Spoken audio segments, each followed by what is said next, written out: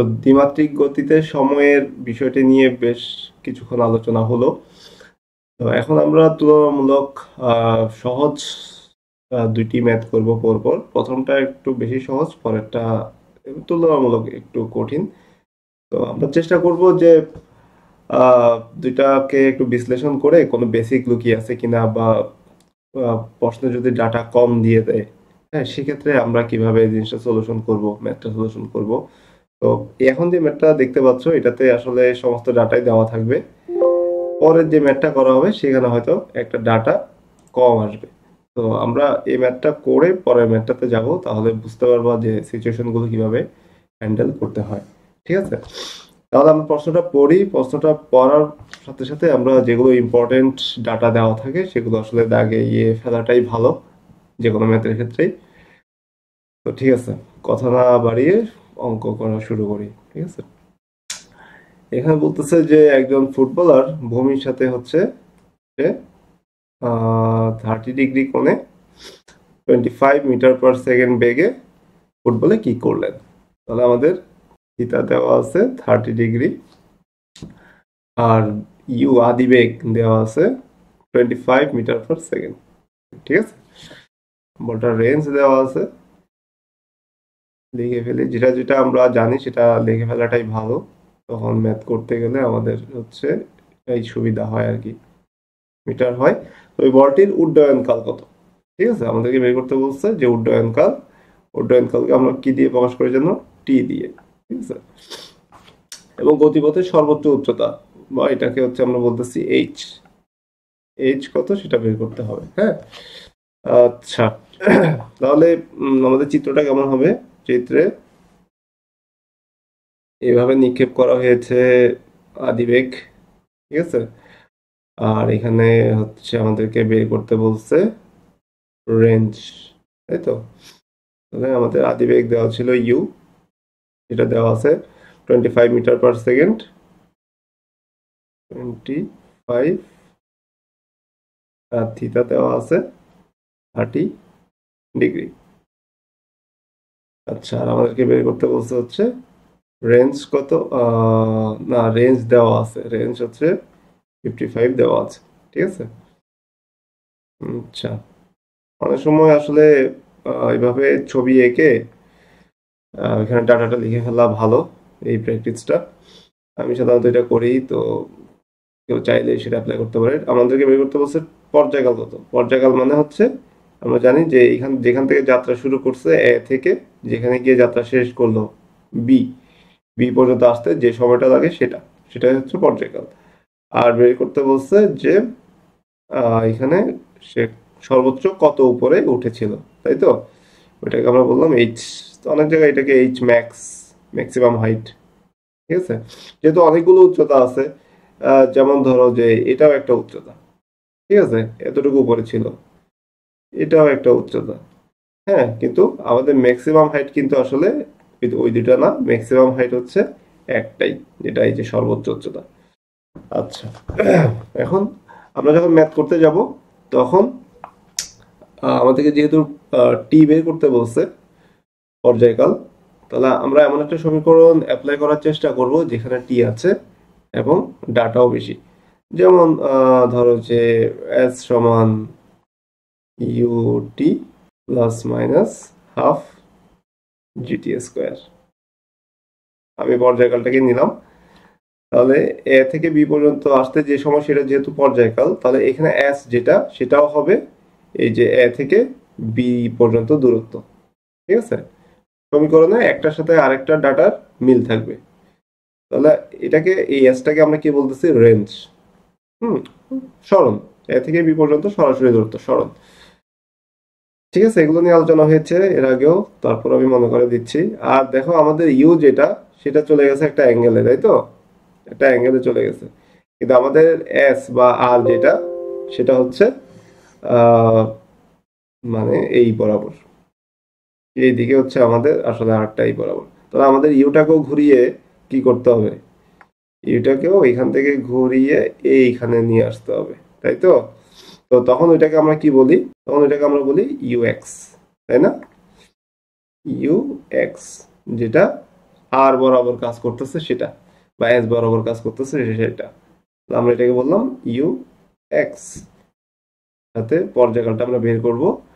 আর বারবারই একই কথা বলা হয়েছে যে জি যেহেতু কাজ করে সোজা নিচের দিকে, হ্যাঁ, তাহলে জি এর কোনো ভূমিকা হচ্ছে এস বরাবর নেই, কারণ আমরা এক্স এক্সিস বরাবর কাজ করতেছি, আর আমাদের জি কাজ করে কোন দিকে, সোজা ওয়াই এক্সিসে। সুতরাং এই ক্ষেত্রে জি কে কোনোভাবেই কাউন্ট করা সুযোগ নাই, জি বাদ যাবে। জি এর সাথে সাথে যেহেতু টি গুণ আকারে আছে সেটাও বাদ যাবে, কেউ লিখতে পারো +0, কোনো সমস্যা নাই, না লিখলেও হবে।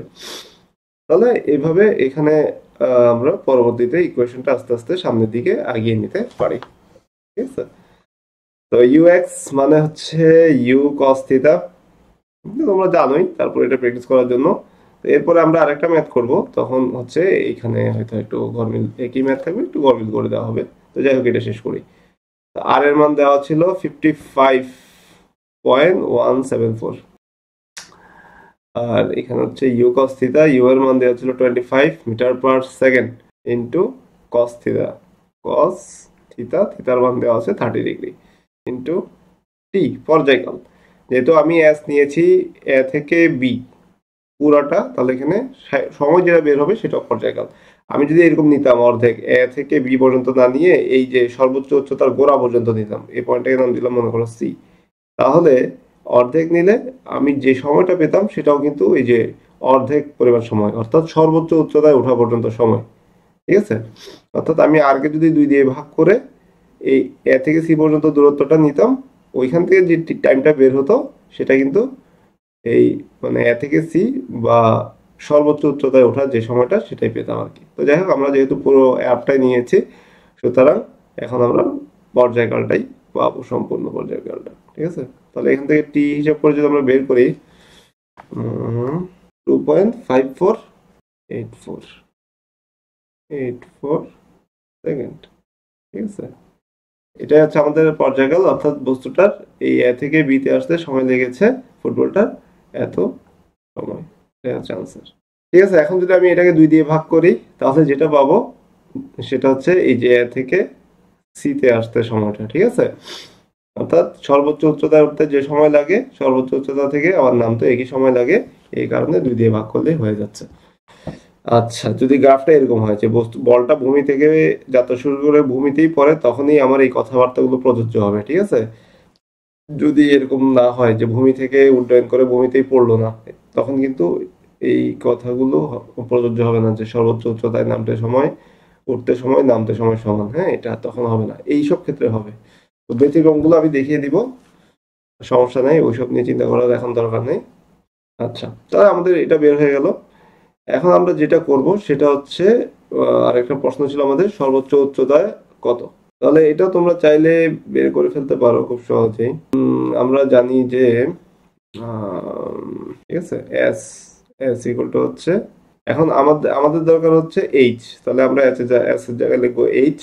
ঠিক আছে, আর এইচ যেহেতু খাড়া উপরের দিকে কাজ করে, তাই না, এই যে এইচটা কোন দিকে, সোজা উপরের দিকে, তাহলে আমাদের এখানে আসলে এই যে এস নিলে হবে না, হ্যাঁ, ওয়াই নিলে হবে না, আমাদেরকে যেটা নিতে হবে সেটা হচ্ছে ইউ ওয়াই। কারণ আমরা জানি যে ইউটা একটু অ্যাঙ্গেলে ছিল, হ্যাঁ, এই ইউ ওয়াইটা কিন্তু ঠিকঠাক মতো উপরের দিকেই কাজ করে, ইউ ওয়াই। ওই জন্য আমরা ইউআই নিয়েছি, যেটা এইচ এর সাথে মতোই সরাসরি ওয়াই অ্যাক্সিস বরাবর। তাহলে এখানে একটা টি আছে, আর ইউআই আমরা বললাম যে উপরের দিকে কাজ করতেছে, সোজা উপরের দিকে, আর জি কাজ করে সোজা নিচের দিকে। তাহলে আমরা এখন এই জিটাকে দিব হচ্ছে প্লাস মাইনাসের জায়গায় দিব মাইনাস, কারণ হচ্ছে জি ইউআই এর বিপরীত দিকে কাজ করে। ঠিক আছে, তাহলে আগের মতোই তোমরা সবই জানো আসলে, তারপরে মনে করাই দিচ্ছি, এই আর কিছু না। ঠিক আছে, তাহলে এখন আমরা সর্বোচ্চ উচ্চতা যেহেতু বের করার চেষ্টা করতেছি, ইউআই মানে হচ্ছে ইউ সাইন থিটা টি, ঠিক আছে, মাইনাস হাফ জি টি স্কোয়ার।